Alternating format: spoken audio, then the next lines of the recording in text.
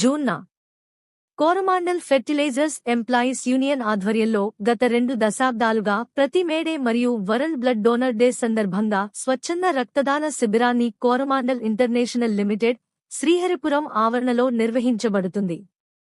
ప్రతి ఏడాదిలాగే ఈ సంవత్సరం కూడా కోరమాండల్ ఆవరణలో స్వచ్ఛంద రక్తదాన శిబిరాన్ని ఈ రోజు 17 జూన్ 2026 ఉదయం 8 నుండి సాయంత్రం 6 గంటల వరకు స్వచ్ఛంద రక్తదాన శిబిరం లయన్స్ బ్లడ్ బ్యాంక్ వారి సహకారంతో నిర్వహించడం జరిగింది.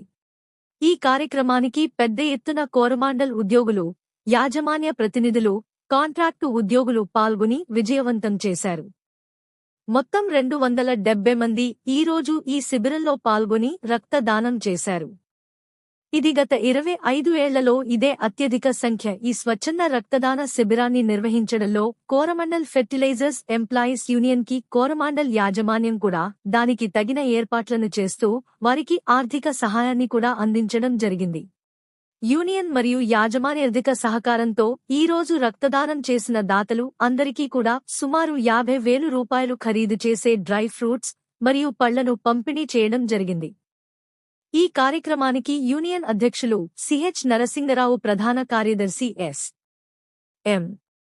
భాష మరియు ఇతర కార్యవర్గ సభ్యులు A. Ramaraju, P. Sudhakar, J. Sandeep, B. Viswanath మరియు ఎన్. సుధాకర్ పాల్గొని ఈ రక్తదాన శిబిరంలో పాల్గొన్న కార్మికులకు, యాజమాన్యానికి, కాంట్రాక్ట్ ఉద్యోగులకు అభినందనలు తెలియజేశారు. ఈ సందర్భంగా Coromandel Vizag unit head R. Shanmugam పాల్గొని యూనియన్ కి అభినందనలు తెలియజేస్తూ ఇలాంటి కార్యక్రమాల్లో కోరమాండల్ ఉద్యోగులందరూ ముందుంటారని, ఇదే స్ఫూర్తితో ముందుకు సాగాలని వారి సందేశంలో తెలియజేశారు. అదేవిధంగా Coromandel Vizag unit HR head KVVS Narayana పాల్గొని యూనియన్ కి అభినందనలు తెలియజేశారు. ఈ కార్యక్రమాన్ని కోరమాండల్ బిజినెస్ హెడ్ మాధవ్ అధికారి జ్ఞాన సుందరం ప్రారంభించి అందరిలో ఉత్సాహాన్ని నింపారు.